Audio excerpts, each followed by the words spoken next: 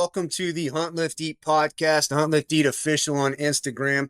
This is take two with our special guest, Brett Benton, and my co-host, Evan. So this is our first time running this without adult supervision. So we've already screwed it up once, and we're on try number 2. So here we go. Evan, what's going on, man? Brett, welcome to the show. Yeah, nothing much, dude. Just we got that trial run out of the way, just had to technical difficulties. Leave it to 3 rednecks scattered all across the country to just screw up something that is technologically based. So, but yeah, Brett, happy to have you, man. Thank you, man. I'm happy to be on, and thank you, fellas, for having me, man. Yeah, man. Dude, we had probably a half-hour conversation of just pure gold, man, and it sucks. We gotta try to redo it, man. Hopefully, be just as good, man. But dude, I'd love to hear about you. I know that you're right now. You're the customer experience manager for Montana Knife Company. You are an accomplished musician. You've got several albums out on Spotify. I've been jamming out to them. I think Alligator is probably my favorite. Thanks, man. Thank you. Yeah, man. And you're a huge bear guy, which is why I wanted to get you on, man. I've seen several of your articles that have come out with different recipes and stuff like that.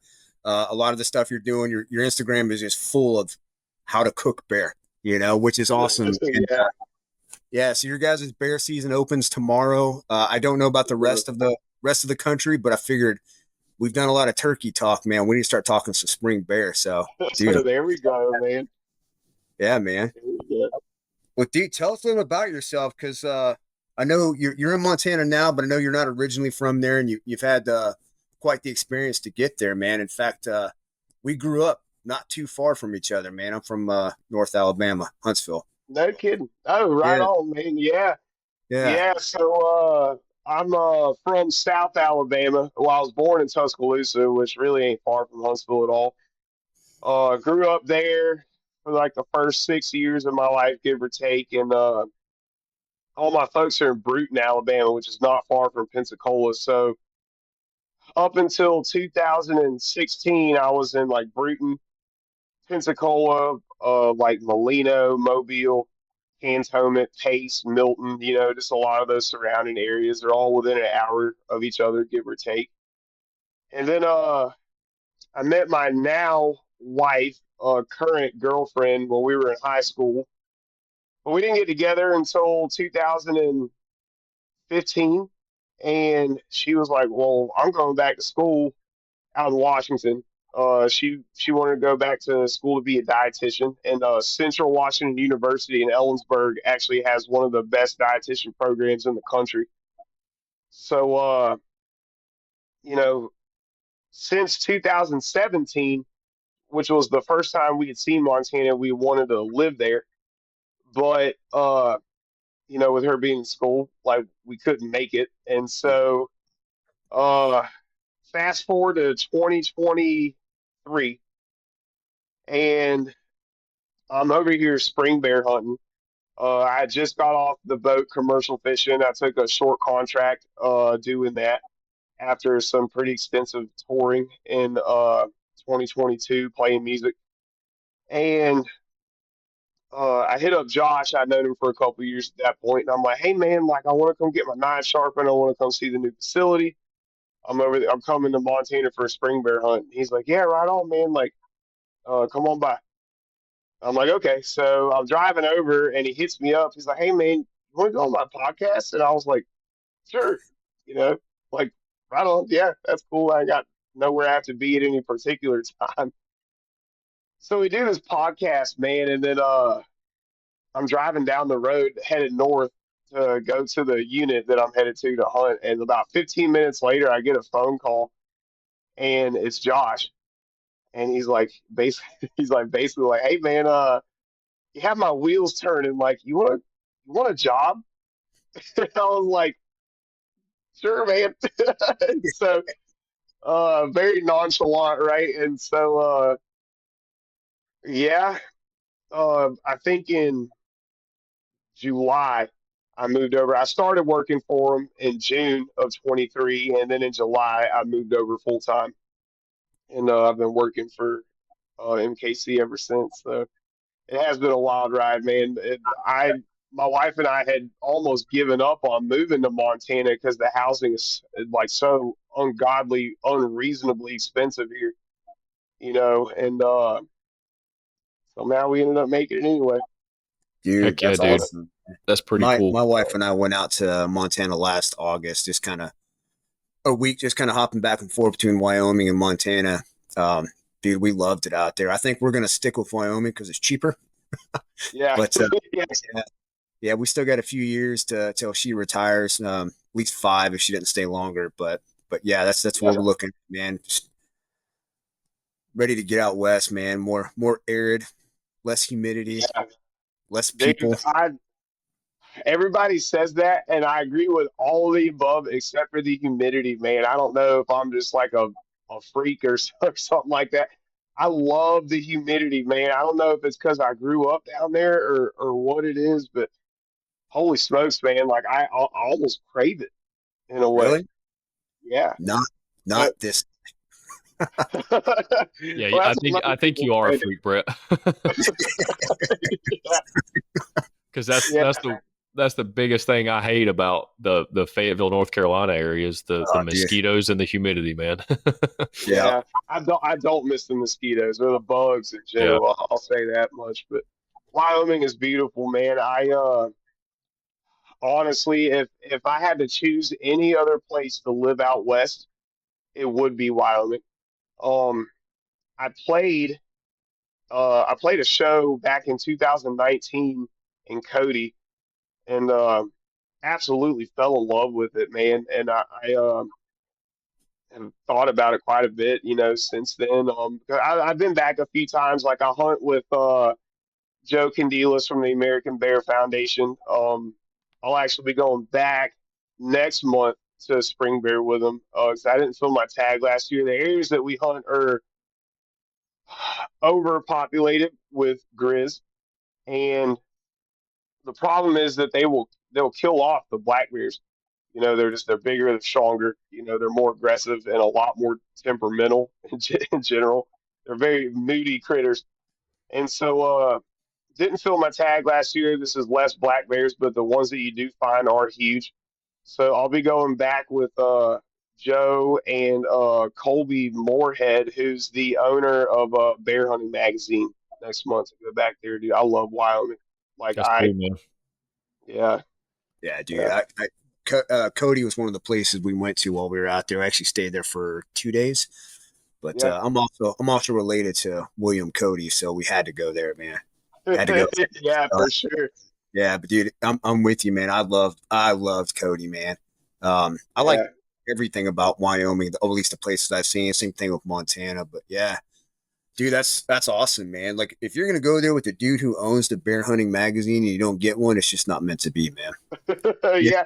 I'll be 'cause with the president of the Bear Foundation and the owner of Bear Hunting Magazine. yeah, So, yeah. just a If little if bit of if you pressure, guys aren't killing a bear, nobody's killing a bear. Yeah, no kidding, man. Last year we were there, and we were there pretty early May. There was still a lot of snow on the ground, and the grizz and the big black bears come out of the dens first, and it was sketchy, man. Like uh, I was there for 4 days, and in 4 days, we saw 11 grizz, and not a single black bear, dude. I mean, it was like the very first night.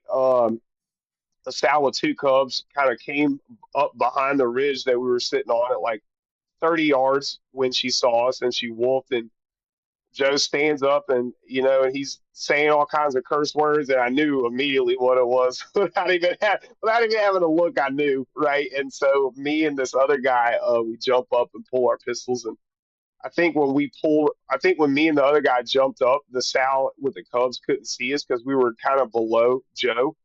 So when we jumped up, it's all three of us, and I think that's the only reason that she turned away, man. I mean, it's It's different wild. country out there for sure. Yeah. Yeah, Can you hunt grizzlies out there? I don't even know.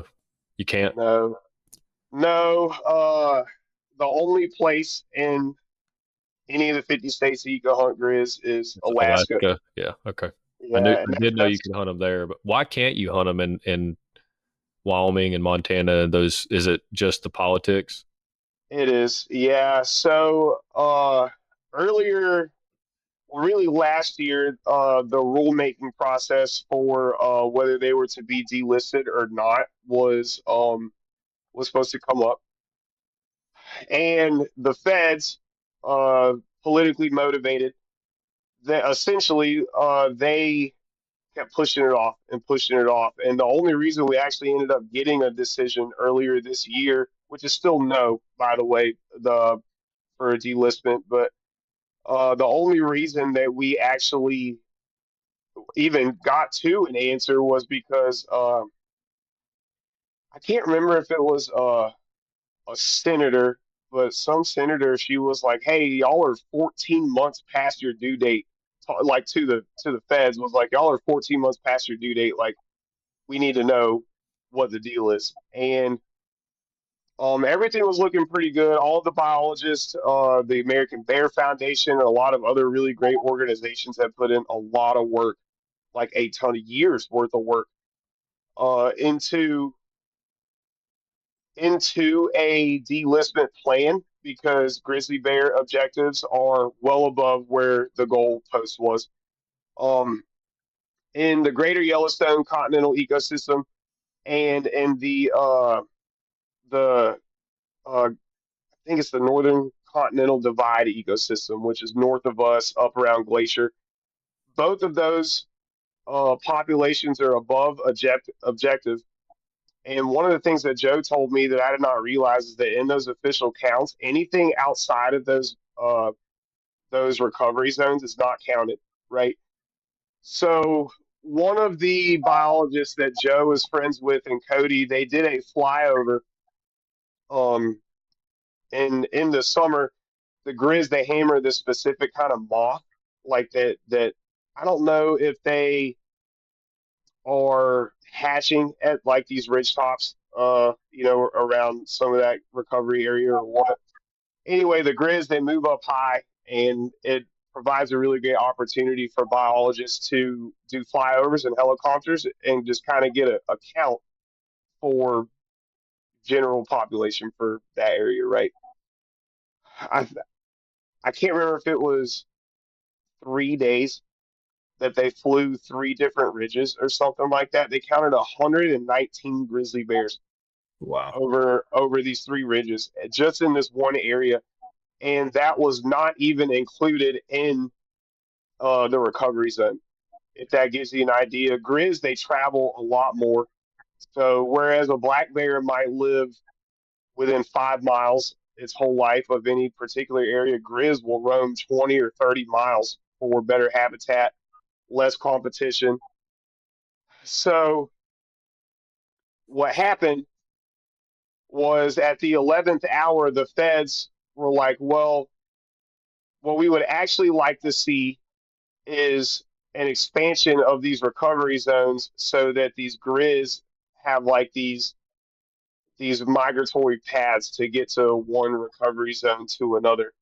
So instead of being like, oh yeah, the populations are over objective, like we're good to go for delistment, like we're having uh record breaking human conflicts with grizzly bears in a number of states, Idaho, Montana, Wyoming. Um, instead of just, all the biologists are like, hey, like we're good to go for delistment. And like any other politically motivated um, preservationist effort, not conservationist, but preservationist effort, the feds at the 11th hour were like, well, we're going to just expand the recovery zone so that these bears can now travel between the original recovery zones. And it's like, well, they're already doing that, right? And so, yeah, so with the new presidential administration, our hope is that um, there will be some people elected into office. Some already have been that are a little bit more reasonably minded and a little bit more willing to listen to the science as far as that's concerned. And so, while it was a huge blow for Grizzlies to not be delisted earlier this year, even though all of the science backed it up, we're hoping that whether it's some kind of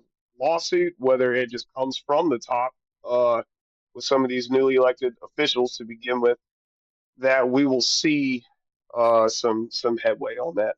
So Do you anticipate that to happen in like a I don't want to say our lifetime, because I would say that probably would be pretty realistic, but like in a reasonable amount of short time, like let's say the next 5 to 10 years, do you anticipate the Grizzlies to be delisted in some of the lower 48, so to speak?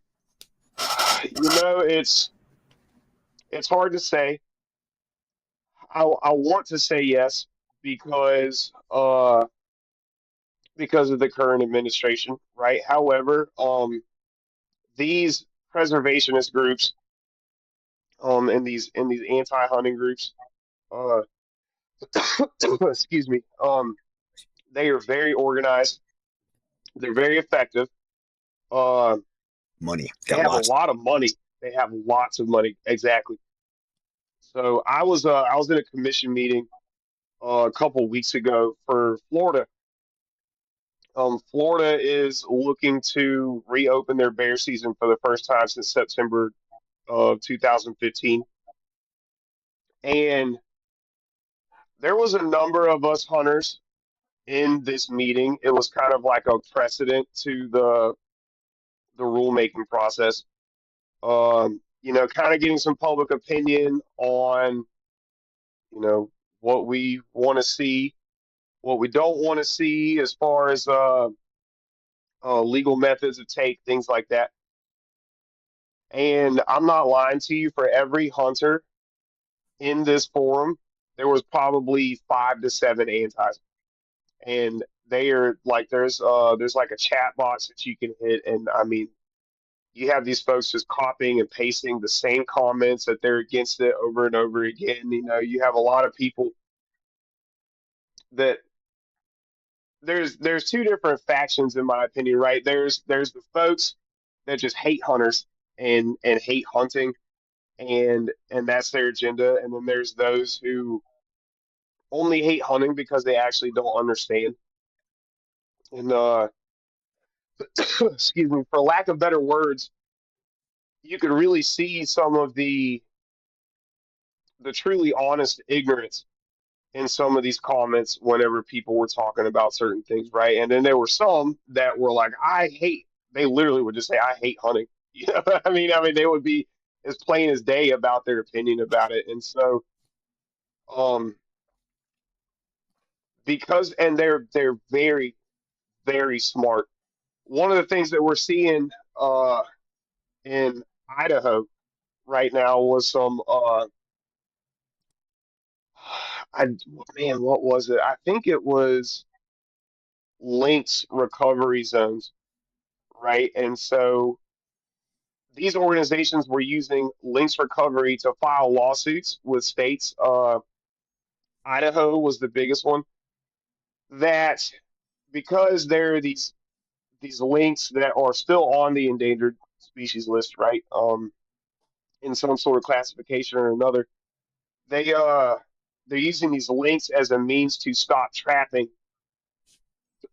and so with that, because you can't trap, well, it's like, oh, well, then we can't bait either. Oh, well, we can't do this, and so we can't bait because the grizzly bears are coming in. We can't do so. They use methods like that, from a legislative standpoint and lawsuits to try to get ahead of us, and they're extremely effective with it. It's honestly, as much as I hate it, it is truly impressive. If only they could put those efforts into anything else, we'd Anything probably else. be better off as a country. You know what I mean? But Yeah. instead, they come after us. So Well, that's the thing, dude, and it's not just hunting, but hunting is obviously something that's near and dear to all of us, man. But yeah, it's people who live in an artificial world who think that everybody else should live the way they do, And exactly. I've gotten to live around the world, man, and dude, you get into some of these places, especially like these big metropolitan areas, Bozeman, Denver, fucking Louisville, right down the road. Yeah, It's not the same world as 10 miles outside the city limits. Yeah, and I don't want to, and I definitely don't want to. I didn't mean to ask these questions to segue into political stuff here, but it seems like a lot of the decisions that are made about wildlife habitat and a lot of the people you're talking about, I'd be curious to see where a lot of them reside, and I'd be willing to bet a significant amount of money that most of them live in urban centers that, They and do. they have no true understanding of like the what real it, world. yeah, of like truly how nature operates, and Yeah. look at the elk population numbers due to like the reintroduction of wolves in some places, and I'm sure grizzlies affect a lot of other species as well. Like when predators go unchecked, you there are environmental implications that come with that, and There are. I think most hunters, or at least most hunters that think like the people that the three of us associate, are conservationists at heart, Right. and I think that's lost on a lot of these environmentalists that push these anti-hunting agendas, is they don't understand that the the mass majority of nationwide animal conservation, and even land conservation, and habitat conservation comes and is funded by hunters, and What Yeah. that was you a big know one it, you just said, the habitat yeah, conservation. Like I wish these guys would focus their efforts on that. Like yeah, it I cannot even pretend to be an expert and talk about conservation, all that stuff. I know that I'm contributing and I understand enough to be dangerous, man, but this yeah, habitat Right. destruction is like that's the problem. It's not hunting, it's yeah. this other stuff. Is the habitat destruction, like it's Yeah, new if suburbs you are popping really up. wanted to fight this stuff, what you should be fighting is like massive subdevelopments Yes. and Exactly. and stuff like that encroaches and decimates, because nothing lives in a concrete jungle, right? Except for humans, No. and humans, raccoons, and squirrels. Like, and Yeah. no Yeah. Yeah. no one's fighting for Yeah. the raccoons and the squirrels. Yeah, But Right. you talk about Exactly. predators. Yeah, you talk about predators going unchecked, and their arguments like, well, they were here before us. Well, no shit, but they didn't have massive roadways, suburbs, apartments, all this other Yeah. stuff, yeah, you know? Yeah. Well, what they fail to forget too is that we've also been here. You know what I Yeah, mean? In one yeah, way, shape, or another. It's just that again, the development wasn't here, right? But it's it's it's all of those things, right? I mean, predators have to be managed. That's just how it is nowadays. That's how it was back then, even before the developments, right? I mean, like all of our ancestors, what did they do? They hunted for their food. yeah, Even in the pioneer days, I mean, black bears and grizzly bears were harvested not only for their meat but for their hides to stay warm in the winter. yep, The fat for baked goods, and a myriad of other things. yep. And so it's again. I mean, I know you say you didn't want to segue into politics, but it's as unfortunate as it is nowadays. You cannot talk about conservationist versus preservationist without getting into politics because yeah. it is politically motivated at It the end of is, the day. yeah. It So, truly is, and I think you hit the nail on the head earlier when you were talking about the ignorance, and yeah, we're all ignorant about certain things, and at least I can respect people's opinions. If someone says sure, I hate hunting just because of what it is, I could say okay, I understand. Like the same as if a vegan says I hate meat eaters. Like, okay, that's fine.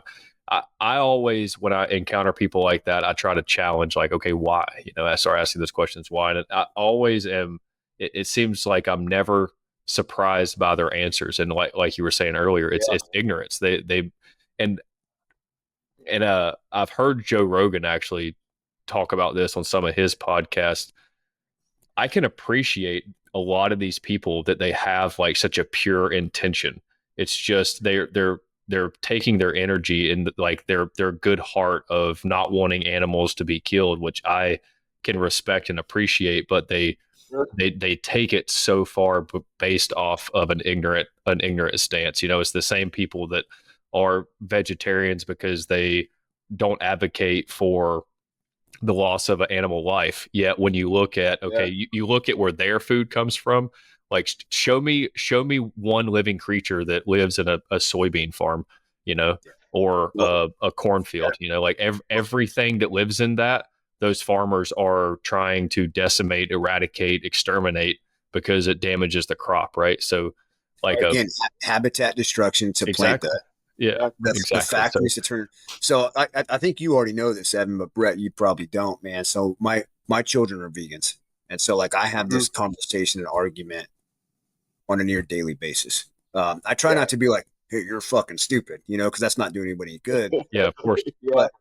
But and I try to tell him, I said, I can tell you the story about.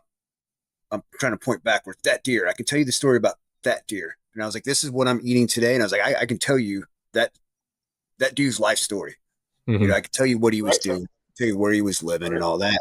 And I said, can you tell me all the hundreds to thousands of animals in that soybean field that just got plowed up to, or whatever Yeah. harvested would go in that factory? That's another habitat that's been destroyed to build your factory and all this other bullshit to get it to the grocery store. Because then you can't tell Yeah. me. You can't tell me any of that. Exactly. Well, then, I mean, outside of that, man, it's the distribution centers. I mean, it just, the list goes on, It right? does. Yeah. It's a very complex system that takes a lot of self-studying, self-learning to fully appreciate. And I'll be the first to admit I don't have a total grasp of all of it, but I know Right. enough, like you said, Kerri, to be dangerous. And I Yeah. typically find Yeah. myself I typically find myself like I'm not one of these hunters that's super like kill everything that moves, like Yeah. like Well, and I hate the spotlight hunters and all those types of Yeah. people. I think they're just as bad as the extreme on the other side. It would yeah. be nice. It would be nice if, as a culture, we could start to focus on things that are actually beneficial to the entire ecosystem, not just tiny little sections of that ecosystem. And it's like again, I said that earlier. I don't want to get political, but typically you have people You really are. making law. Yeah, typically you have people making laws about rural parts of the world that don't live in rural parts of the world, but they think they know better how for me to live my life, than when Right. they live in a city. And it's like, dude, come on out here and let me show you let me show you why this policy you want to pass doesn't make sense. And I would love to take some of these preservationists or whatever you want to call them, environmentalists or animal rights activists. I would love to take them out to a farmer's field, a guy that's making his living off the land, and show them the destruction that a grizzly can do on, a cattle farm, or Yeah. take one of those people and put them out in grizzly country and like, yeah, let your dog run free here. Take Yeah. your No kidding, man. take your dog for a walk off leash without carrying a sidearm, and tell me that Yeah. you go face to face when you're in a national park just for a walk without bear mace or a pistol and encounter a mother grizzly with a cub in an extremely high dense grizzly population, and let's see if you have the same opinion. And Right. is your stance that people shouldn't live there, they should only live in cities, because that's a pretty ignorant stance in of itself. So I always It try to is. think of things like that, like how you can, without getting aggressive and assertive with people, like how can we start to change the minds and the culture. And I think it's an uphill fight, as you said, because there's so much funding, there's so much agenda behind it Yeah. that we don't have control over. And that's why I think it's important to talk about it. And Kerri, you and I have talked about this on several other podcasts together. We're just having the conversations. Even if one person listens to this podcast and they lean more towards like the environmentalist or conservationalist, or maybe even a hunter that is not super versed in this stuff, just having the conversation can help change that culture, so to speak. Yeah. Well, and you're right about that. And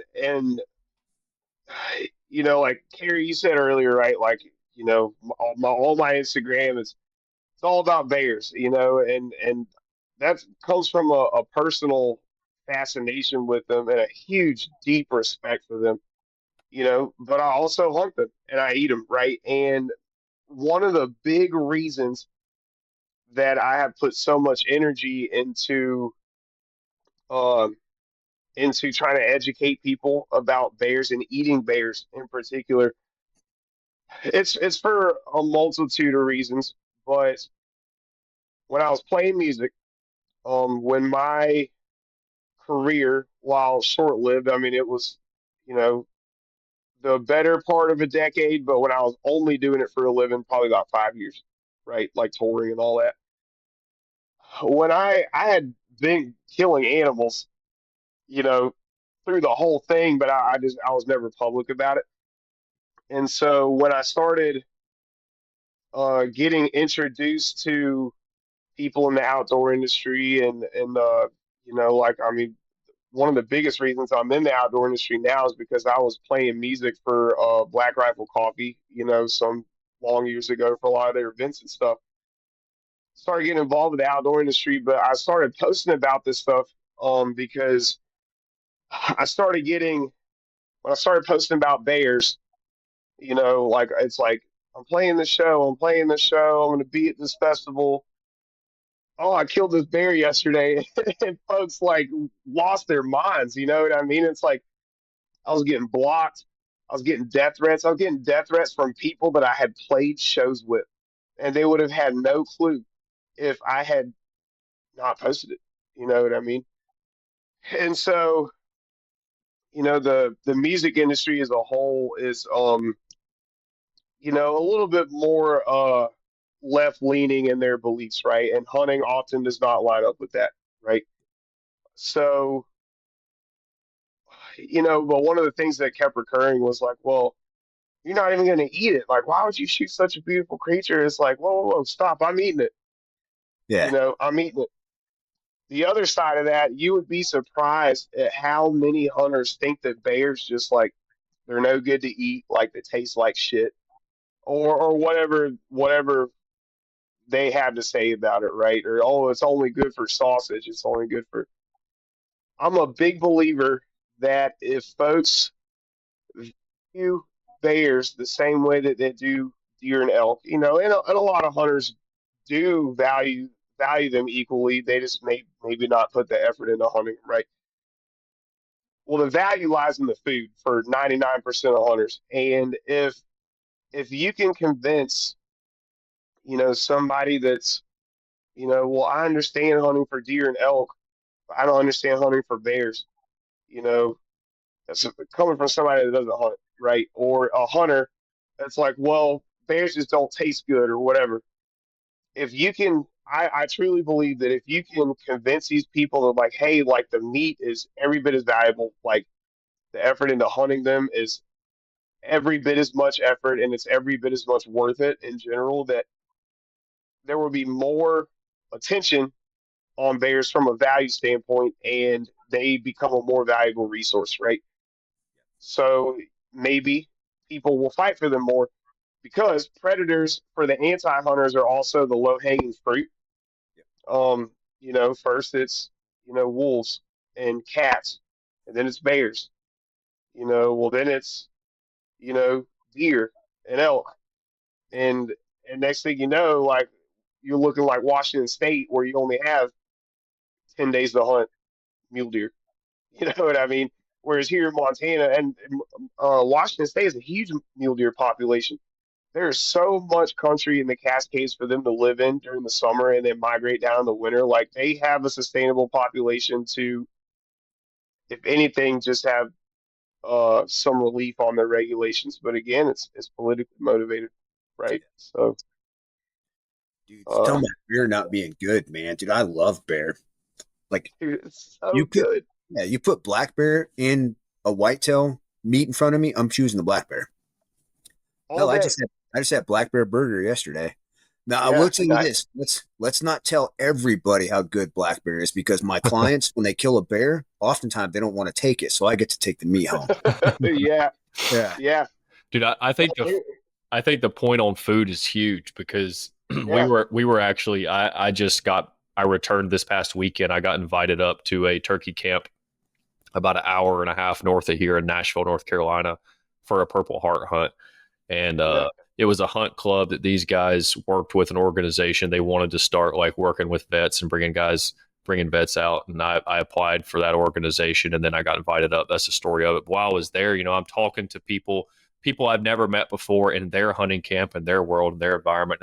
It's amazing to see, like-minded individuals pretty much wherever you go in the community. And we were talking about the food thing and how I think that's a huge point you made, that if you can initiate these types of conversations solely based around the food principle, most people aren't going to have a negative opinion of that. Like if right. when I have a conversation with someone that maybe leans a little more towards that approach of negative hunting, and I tell them, well, my family, I choose, I grow a garden. Yeah, Do you have a problem with that I'm not going to the store? Obviously not. They encourage that. They're like, no, that's awesome. And it's like, okay. Then when I tell them, well, my family eats 3 to 4 wild game meals a week, and that's not an exaggeration. I mean, I put 6 deer in the freezer the 2024 season, and my wife went to get meat out. In like 3 days. Yeah, my wife went to get meat out like a few months before season opened, and she's like, "Babe, we only have like 4 pounds of ground left," and I'm like, "No kidding," Yeah. and it's like. So, and I tell them like we basically it's not 100%. I'm not going to sit here and blow smoke up anyone's rear end, but I would say the mass majority of the protein consumption by my family is wild game. And Yeah. typically, like when I have those types of conversations, or I direct the conversation down that path, people start to backpedal, and they're like, "Oh, well, you're the exception. I don't have a problem with that." And it's like, wait a minute.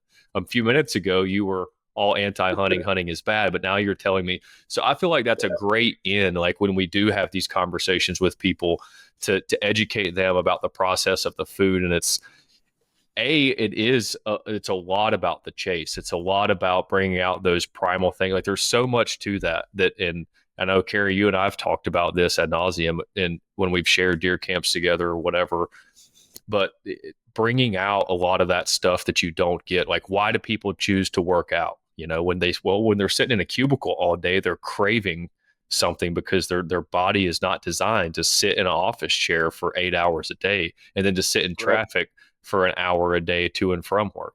Like you start to get that stagnant, like, and you feel like crap. You look like crap. And like when you get out and you pursue the food that's on your table, you work for it. Like you can see the difference in how people carry themselves versus someone that eats a fast food diet, sits in a vehicle, sits in a cubicle. And like, I think there's so much to that with having the conversations with anti-hunters. And it's like, listen, man, like I am, if I didn't hunt, I'm not going to say my family would starve because, I have a good job. Like we wouldn't starve, but we wouldn't be living the life that we have now. And I choose to do that. And are you telling me that I don't have the right to do that? Like we're a free nation, correct? And it's like, so if you're telling me we're a free nation and I have the choice and I have the right to choose how I feed my family, how can you be anti-hunting?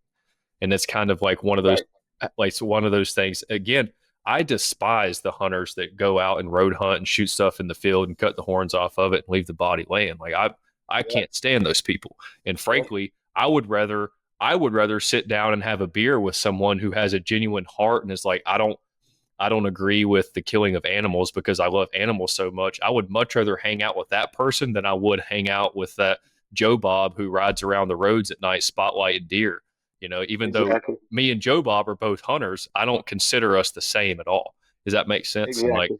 And I think there's a huge disconnect between this anti-hunting agenda and the guys like us who aren't like that. And I think that's why it's another reason why I hate those types of hunters is because they give hunters such a bad rep. And the majority of hunters are not like that.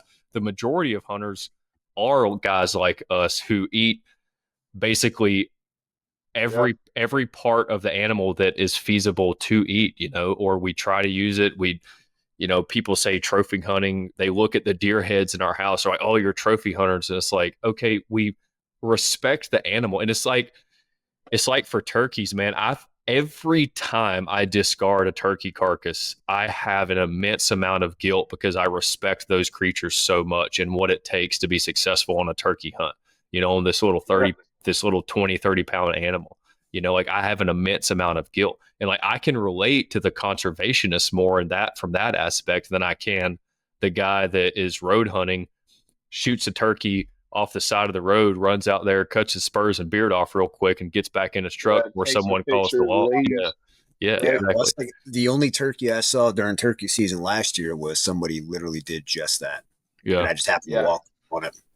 That kind of pissed me off. Yeah, I mean, I was talking to those guys at that camp, and one of the dudes was telling me that he walked up on a bird last year on their property that someone had shot from the road, and the bird had its feet cut off and had its beard cut off. And it's like, dude, like I'll never. Why, man? I don't know. I truly, my mind will never register that. It just won't. I can't fathom that type of enjoyment. Like I can't understand enjoying Yeah. anything out of that because it's not your bird at that point. It's like stealing Right. something, you know. It's truly a theft, Yeah, you know. And it is. I don't know. So I can empathize a lot of times with these conservationalists or not but the animals right activist type, preservationist type people more than I can empathize a lot of times with people that are quote unquote in our community Yeah. that don't have the same respect for the animal. And I don't know if any of that's Yeah. making sense, but Yeah. It does. It does. I mean, and that's the thing. Like 99% of us hunters, I mean, we're in it for the meat. You yeah, know, we're in it for the food. I mean, obviously other reasons too, right? I mean, like honestly, like I love shooting guns, but shooting animals is like my least favorite part about hunting. yeah, You know, I mean, it's like if there was, I mean, that's just part of it, right? You know, it's funny you mentioned the like the mounts on the wall, and somebody a long time ago I was arguing with them on social media about it, and I'm like, well, let me ask you this. I was like, you know, if you have worked so hard to buy this I don't know, this Gucci purse or whatever it is, and you're taking pictures of it, or you worked all year round so that you and your family could go to Disney World and you come back and you got a bunch of souvenirs and t-shirts and big stuffed animals or whatever it is. I was like, why do you have a right to do that, but I don't have a right to also commemorate something that I yeah, worked so hard for, right? I mean, it's the yeah, same thing, you know. Yeah. And if you can make things relatable to people, now so there will be those that just don't care, right? yeah, I mean, it's like it's their way; they don't want to hear anything else. yep, But if, like you mentioned earlier, usually like I try to reach people in a way that is relatable so that maybe I can get through to them to understand. So I'm always willing to have a conversation with somebody. Dude, Kerri, you mentioned your kids are vegan. My wife was vegan when we first got together, you know, and I was like, well, I'm having deer for dinner. Like, you should try it, you know. And now she hunts, right? I mean, she got her first whitetail and her first turkey last year, That's you awesome. know, and is contributing to the freezer, you know what I mean? And she's a dietitian, so it was a natural translation for her Yeah. to move in the wild game because it's that much healthier, it's that much cleaner. yeah, It is vastly sustainable, which a lot of anti-hunters don't realize. You know, I mean, obviously it is a finite source, but it is far from a almost overused source. yeah, You know, yep, and for the animals that are getting to that point, well, that's why we have limited draw tags and endangered species yep, list and all these other things, right? for sure, man. So, It's definitely a perspective. Like in my youth, I'll be the first to admit I was definitely the intempered guy that, you know, it'd be the first time I hear someone was a vegan, I'd be like, oh, you know, F that, you know, all yeah, this stuff. And as I've gotten older, I've learned kind of you get more flies with honey type approach. And if you can just sit down and have a right, conversation, at the end of the day, it's their choice. You know, like you do what you want to do with your life. Just don't tell me what to do with yeah, mine, and don't tell me how to feed my family or that I'm not allowed to feed my family the way I see fit. And also exactly, don't tell me that I can't enjoy the other parts of that. Like you say, it's not just the for me personally, like I tell people this all the time, with hunting is my therapy, you know. right, Hunting is my spiritual thing. It's my peacetime. Like being there is nothing better. Like, and you cannot convince me aside from like being a husband, being a father, and time with family, there is nothing better than being in the woods and watching the world come awake. You know what I mean? And the things yeah, I've seen in nature, hunting, fishing, stuff like that, like those memories will outlive any amount of hours I've ever spent playing video games or any amount of hours 100%. I've spent in an office. You know, like those are the stuff. That's the stuff. And there's like I guarantee the three of us could sit here and talk for 4 hours about the lessons we've learned in the Yeah, woods. You know, like lessons that are applicable in life, the things that you've learned about how the world works. Like you were talking, Kerri. You know, the world is not like the city. You know, that's not the only world out there. As a matter yeah, of fact, that's the minority. It's not the majority. And like I've learned so much just being out and enjoying that, and like and being able to teach my kids stuff, you know, simple things of just what this plant is, and like how a tree grows, and how to plant a tree, and like all of it's all intermingled together, and all that like outdoor recreation thing, if you allow it to be. Again, we're not talking about Joe Bob Yeah. who is drinking beers, going 90 down the road, and spotlighting deer in someone else's cornfield. I'm not talking about those guys. I'm talking about the majority of hunters. They're not doing it for the kill. They're doing it for the entire experience. And did y'all ever watch that video? It was several years ago, and it was during like all the assault rifle ban type stuff. And that someone convinced a bunch of extremely left leaning people to go out and shoot M4s, and every single one of them had a massive smile on their face. You know what I mean? And at and Yeah, at the and at the end of it, they were all like, "All right, this is a lot of fun. I kind of get it now." Yeah. And yeah, it's one of those yeah, things, like, man, like when you were talking about your wife was a vegetarian or vegan and then getting into hunting. It's because something inside her became alive that she didn't even know existed. You know what I Sort of mean? And natural human primal exactly. And what we're talking needs. about, you don't Yeah. get that in a right. cubicle. You don't get that playing video games, you know, like, Well, and I'm not in knocking playing video games or an office job, because I've played video games and I've had an office job. What I'm Sure. saying is that doesn't satisfy the things that we as humans are biologically programmed to do. And there's, you know, reproduction, that family aspect, and the hunting gathering, that like that is it's in our DNA. Like you can't fight it. And there's something so rewarding when you've been, like you were talking about, working your ass off for that hunt, and it comes together. Like I don't know a hunter that as soon as they kill something, they immediately go, all right, let's cut it up and get it out of here. Most people are sitting Right. around talking about it. They're sharing the stories. They're living in that moment. They're looking at the scenery. You know, like when I killed that turkey up in Nashville, North Carolina with that guy, we sat out in the woods for an hour smoking cigars, just enjoying this beautiful morning in this hardwood creek bottom. Right. We just sat and just like soaked it all in. You know what I mean? And that's the moment. That's what it's for right there. But Yeah, exactly. just Yeah, appreciating the wildlife, the nature, the habitat, all of it. But yeah. anyway, And that's dude, we that's me getting preachy for you guys.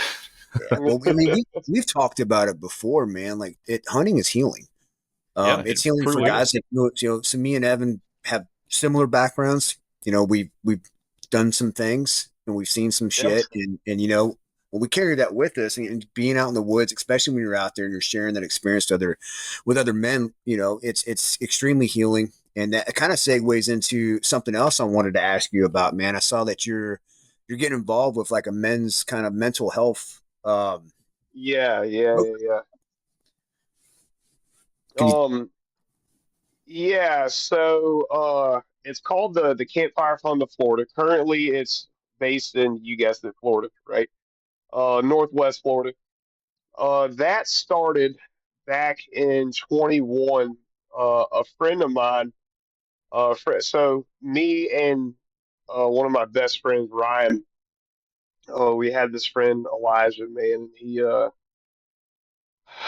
long story short, he was an incredible musician, an incredible artist, incredible person, incredible partner to Catherine Cat, who also means a ton to us. And um, a week before his wedding to Cat, he committed suicide, right? And uh, we were all devastated. I mean, devastated. I think about him all the time still, and this is years later.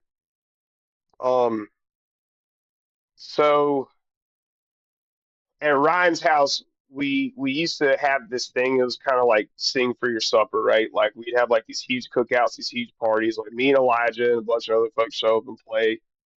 Uh, so Ryan wanted to put together something like that to help Cat pay for various expenses, whatever they would be at that time, right? Excuse me. And so we get to talking about it, and I'm like, man, Pensacola, like I've had a number of friends who have committed suicide, right? And uh in Pensacola, like drugs and alcohol are a huge problem. Mental health is a huge problem. And um, I was like, man, like, you know, so what went from a small party went to like a bigger event to help Cat pay for this stuff, right? And then it was like, well, man, I was talking to him one night, and I'm like, dude, like, there's a huge underlying problem here. And I was like, maybe we're, in the beginning of being in a position to be able to address it and at least try to put a dent in it. I mean, you could never cure it, right? Yeah. Yeah. Uh, and so we just got to talking and um kind of just doing some planning, and we planned one event. It was our first annual event back in 21, and it blew up. I mean, it was our very first event. We raised like 8 or 9 grand, something like that. And so we're 100%. I'm the vice president. Ryan's the president.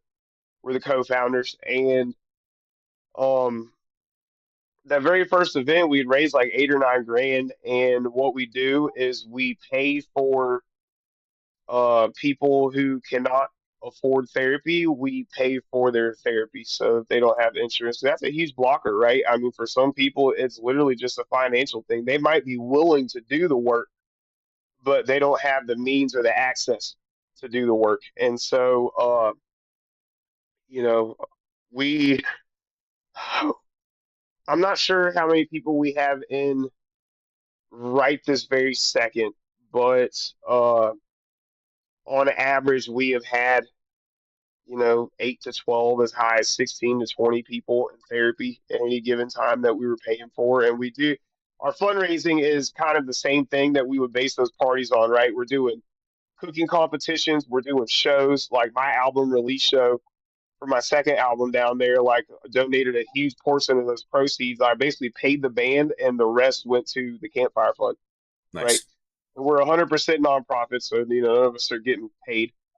Uh, we do it, we have like uh, cigar and golf related stuff. I mean, it's the focus is on men because there is that stigma of, like men, like you got to be tough, like you can't cry, like you can't show your feelings, and that's how dudes go and kill themselves. You know what I mean? And so, uh, that said, we will not turn away women or children either, right? Yeah. I mean, like it's we have had both in therapy. Uh, so I say we've had them in therapy. What I mean is we have paid for both women and children to go into therapy. We have nothing to do with the therapy process because I'm not a therapist, right? Right. So, yeah, That's man, it's a lot, but it's that's worth it. that's awesome, man. Evan and I are intimately familiar with men's health crisis. Our Yeah, world is like we're leading the charge in men's suicides, unfortunately. right, Um, right. but yeah, you want to talk about men don't cry, dude? I'm pretty sure me and Evan both at the same time cried on fucking YouTube podcasts Yeah, Yeah. talking about shit. So if you got two special operators that can fucking do it, then you're not too tough to cry. That's right. yeah, But exactly, yeah, exactly, man. dude, I love that, man. Yeah, I do too, And man. That's really cool. thanks, That's thanks. yeah, and it's awesome. Like, and I mean, it's called Campfire, so I'm sure there's a lot of like ties to the outdoors too, and I think Yes, that's huge in itself, man. Just getting guys in the yeah. outdoors as well. But dude, there's something so holistic about that, right? And I love the name. It was funny when you said it. I'm like, dude, that's brilliant because Mm-hmm.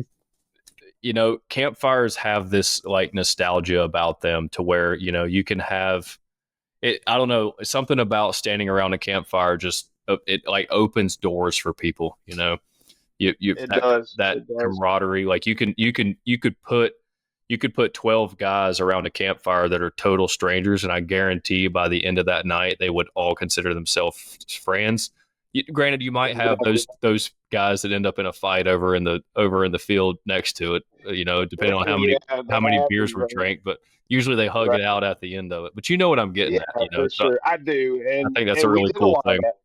Yeah, we did a lot of that. And it's a double play because, Elijah had this song called Campfire as well. So it's a tribute to him, and it's also a tribute to us, like sitting around and smoking cigars and drinking whiskey and just like getting shit off our chest. You know what I mean? Like we used to do and still do. Really, I mean, like it's just unfortunately, Elijah's no longer with us to be able to do that with us, but he's Yeah. there in spirit. You know what I mean? And the outdoors, it's like you said, hunting and healing, man. Like it is truly a healing place. I mean, on some of my worst days, man, like I get home and I'm like, I gotta go for a drive and like go glass. I told my wife, like, you come with or not come with, but I gotta go.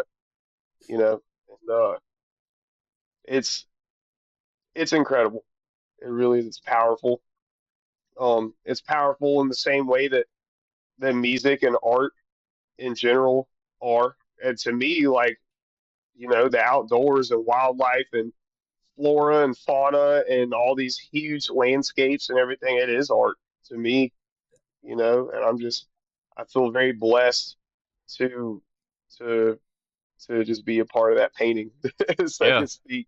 Yeah. Yeah. Dude, careful! You're going to start to sound like one of those left leaning preservatives, or I can't talk, that we were talking about earlier. But Yeah. Well, that's what. it's that's what I was talking about. Where it's like it's funny because we probably share more in common with those guys than we do the extremists in the hunter world. And Yeah, if we definitely do, man. because I agree with you totally, man. Like Yeah. it's a beautiful thing to watch someone that has never experienced the outdoors. For example, that Purple Heart bear hunt that I was telling you about, Kerri, on our trial run #1 with this podcast, when it got cut off, that didn't get recorded. There was several guys up there. Well, I don't want to say several because there was only 7 of us total, but there was a more than, like, I was the exception. A guy that had been hunting my whole life. Most other guys had barely hunted or never hunted. And watching these guys in a hunt camp environment where we're throwing hatchets around a campfire in between hunts, we're eating good food, we're sitting by a fire and shooting pool, not a lot of drinking going on. Didn't need a drink to have a good time, you know what I mean? Right. And if it was drinking, it was like a glass or 2 of whiskey, because we were all getting up at 5 in the morning to go hunt. A and Yeah. B and B, it wasn't designed to be like a party trip. It's designed to be like a bunch of vets getting together and enjoying the outdoors. And it was amazing to watch these guys that didn't have a background in the outdoors just come alive in it, and to like fully immerse themselves in it. And it became natural to them because they allowed it to be. They didn't resist it at all. And by the end of it, they were all like, dude, I'm hooked, And I've never found someone where you give them that experience and they're like, this sucked, like this wasn't for me. I've never seen that. And I've been around plenty of hunters. Kerri was talking about that father and son duo that we brought out and guided them and got them on their first animals and kind of taught them the basics of hunting and just simple whitetail hunting on the East Coast. Nothing elaborate, nothing crazy. It's not hard to kill a deer, but we gave them like the full deer camp experience, and just watching these young kids, the shine in their eyes, even though it was 5 in the morning, when we're sitting around the fire, getting ready to go out for the hunt, drinking coffee and eating biscuits in the dark. And like, you could just see they were alive, and there's something so rewarding at that. And it sounds like that's kind of what y'all are trying to do with this program. And that's awesome, man. I think you're doing an extremely noble thing, and I salute you for it. Well, thank you, man. At the end of the day, it's all about community, right? I mean, I've said it, on pretty much any platform I've been had the pleasure of being able to, but community is everything. At the end of the day, man, like it's if you don't have some kind of community, even if it's small, even if it's not doing these extraordinary things, like if you don't have that, then like at the end of the day, what do you have, right? I mean, and your community can even be just a small group of friends, right? It could be, the people at the YMCA that you go swimming with. It could be whatever it is, you know what I mean? It could be the folks that you hunt with. It could be the people that you're healing with, especially. Yeah. It is truly a beautiful thing to witness, man. I know some of the people that we have paid for their therapy. Um, because honestly, whenever Ryan and I came up with this idea, I was like, dude, I can think of 10 of our friends right now that would benefit greatly from therapy, Yeah. right? And so, I've told some of my friends, like, hey, man, like we'll pay for your therapy if you just go. Just try. If it's not for you, then don't do it. Whatever, man. Like, I'll still answer the phone when you call, Yeah. but Yeah. but Well, you might not have to call me so often if you go, Yeah. dude, one thing, man, I always try to tell people, because I've been in behavioral health since probably 2 years before I retired, and I've been retired almost 3 years. So I've been, I Yeah, guess, about 5 years, man. I've fired therapists. Like, not yeah, every therapist is equal. Not every therapist is going to be the right one, exactly. and it's no Yeah, big deal, right? Hey, you're not the one for me. I'm gonna find somebody different. Or if you're in a yeah, program, hey, please assign me to somebody different. You know, yeah, but yeah. That's a good point, man. And one of the things that we have been working on as of recent is getting some more therapists involved. To also help the load too, mm, right? Because thankfully for us, like some of these therapists that we work with, they might give us a discounted rate because of what we're doing, right? Um, Usually it's not much because they still got to make their living Yeah. too, right? And we 100% respect that. Some of them don't give us discounts, and we still pay full price per hour or whatever it is. For some folks, the only way that we're really involved is the initial process, and then the therapist might come to us and be like, hey, patient A, I think that after 2 or 3 sessions, like they might be all right. Patient B, like they need to see me weekly until we make some headway on this thing, and we're like whatever it takes, you know. And outside of that, we're pretty hands off. Our biggest concern is making sure that we have the money to keep paying for people's therapy, and by doing that, we're putting on events or whatever have you. Well, So. that's a good opportunity to plug how any listeners here could yeah, contribute to that. You want to throw that out there? Yeah, yeah, you can look up the Campfire Fund. You can look us up on Instagram, Facebook, the campfirefund.org. Uh, Depending on which platform you look it up on, you might want to look up the Campfire Fund of Florida. Um, but yeah, we have links to donate. If you were in Pensacola, Florida, or the surrounding areas, you can look up what events that we're having as well. We try to do something monthly. We all have lives too, right? And so, especially for me being all the way out here, I make it down there as much as I can. Um, but yeah, I was getting ready to ask, have you ever thought about broadening that organization into the Campfire Foundation of Montana, or looking at like-minded people that are scattered around the nation to try to set up something under the same name and have like different branches? Because I know for one, yeah, um, I have talked to my wife about it. Like, once we get to a place where we set up roots, I really want to start doing something similar to help. Um, I'm kind of like you. Like, I understand that women and children need help, but I can't relate to that as much, and right, I told her, like, I feel strongly compelled to try and help struggling young men or adult men or retired age elderly men. I don't care, but I yeah, think there's a nationwide problem of, and I think it's getting better if there's attention getting drawn to it, but where men don't really know how to express those outlets, at least not men that come from the types of communities that the three of us come from. It's not, right, and I don't want to downplay that, because I'll be the first to admit I don't really I don't really buy off on the whole I'm a professional victim type stuff, but yeah, it, and I think there's a fine line between that and guys that truly need help, want to seek help, and are ready to get that help, but don't know how to do it because they're scared of the potential repercussions, whether it be family dynamics, professional dynamics, or whatever. So I want to get your contact information, if nothing else, after this. And if you ever yeah, absolutely. and if you ever do, I'm not at that place yet, just due to where I'm at. But dude, I would love to Right.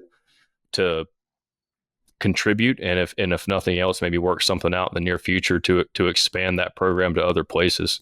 So Yeah, yeah, that has definitely been on our agenda. And thank you, by the way. But that has definitely been on our agenda. Right now, we're still pretty small, just because of a myriad of reasons, right? Like Ryan, the president, he took on a new job at the same time that I took on my job with MKC. So we have not been able to do as much as we previously could. But we still do, and we've gone through some changes in members. And unfortunately, one of the heaviest hitters who was on our board, he just passed away. oh goodness. Um, and so he was a giant help in what we did, and so we just took a huge hit, and we're currently navigating through that. That said, like we just got our first therapist for Alabama, right? I mean, so it's a start, Yeah. I mean, and right now we're still like Northwest Florida, like South Alabama, surrounding areas, still like pretty much all places I grew up, but would definitely like to be in touch about that, man. Heck yeah, dude. Yeah, absolutely. Yeah. Uh, Shoot, man, there was something else I was gonna say about that. Um, you would be surprised, and it goes back to community. The very first event that we had on various tables. It was very low key. We had stacks of the therapist card on these tables, right? So people would just go up and grab them as they wanted to. Like nobody's there handing them out, being like, "Oh, you want one? Here you get," right? Yeah. It was it was so surprising and relieving and like and affirming all at the same time. The amount of dudes that came up to me, because like I also played, right? So our first one was like very music and food based. Like it was at a brewery, so people were drinking beer and stuff. And I get off the stage and I'm just kind of visiting with folks, and it was insane the amount of dudes that came up to me and be like, "Hey man, like thank you so much for putting this on." And we're like, "Yeah, man, we're happy to do it." Just like very nonchalant about it. And he'd be like, "No, like thank you," and he'd like flash me the therapist card in the shirt pocket real quick, and I'm just like, "Oh, right on, man, good." You Nice. know, like those moments to me meant more than anything else. But again, we brought together a community of folks, whether they needed the help or whether they just wanted to help, right? Like we were all here in the same place, and I hate to use the word like safe space, Yeah. right? Yeah, That's not really a word that I would normally choose to use for anything, but it truly was. It was a safe space for these folks to just be themselves and Yeah. just like let themselves feel it enough for one moment to be like, what, maybe I should do something about it. Oh yeah, dude. you provided something for them to be comfortable enough to talk about it, man. Yeah. Hell A yeah. comfortable area instead of safe space. There you go. Yeah, there we go. A comfortable area. Yeah, That's yeah. that's Brett, what we're man, gonna coin, yeah. a Yeah. Brett, dude, comfortable area. we're well past an hour, man. Is there anything you'd like to Oh say yeah. before I get this off? Uh, no, not really, man.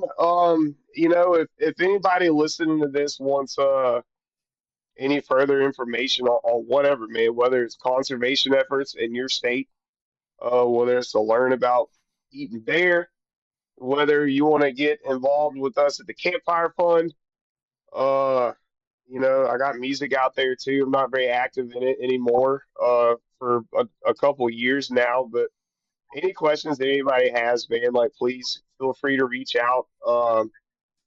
Just Brett Benton. Actually, for for Instagram, it's Brett Benton underscore because I'm still shadow banned currently, so you have to type out the whole thing.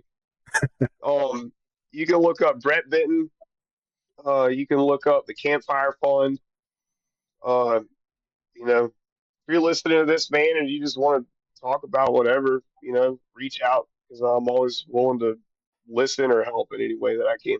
Heck yeah, dude. So, Throw out yeah. your a quick bear recipe, your favorite go-to bear Yeah. recipe for the listeners before Oh we sign shoot, off. man. Oh golly. If you had to pick, if I said, all right, man, here's a whole black bear, I want you to pick a cut and I want you to cook it for me and Kerri tonight. What's your go-to? I'm gonna tell you what I'm gonna choose. it would be sous vide medium rare black bear steak, varying cuts. Sous vide, and again, if you look me up, you'll see all kinds of media on it. I've written articles for Bear Hunting Mag.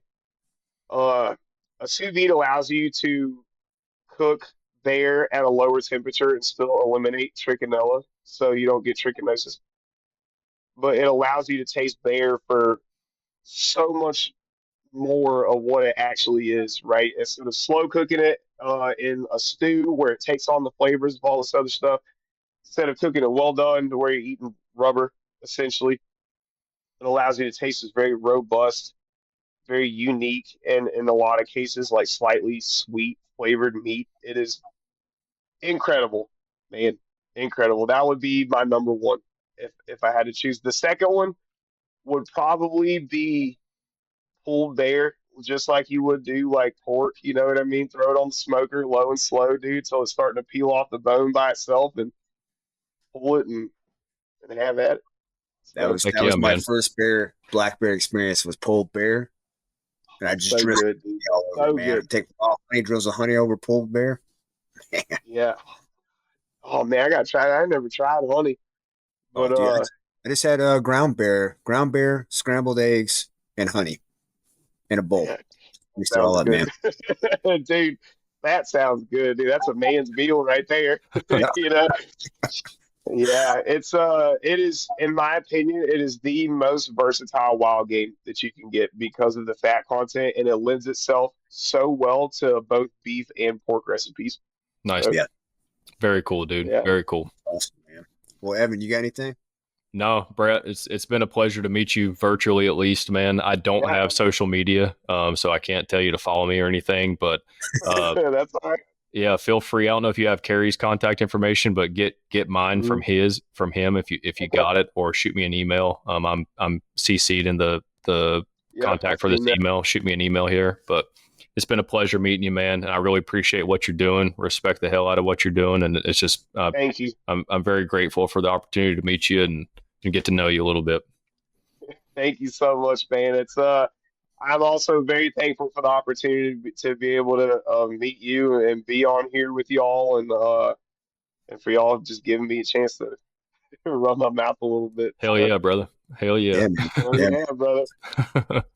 All right. Well, guys, I really appreciate it. And for the listeners, I still appreciate the hell out of you. And hopefully next time we'll have adult supervision and we don't have to do this twice.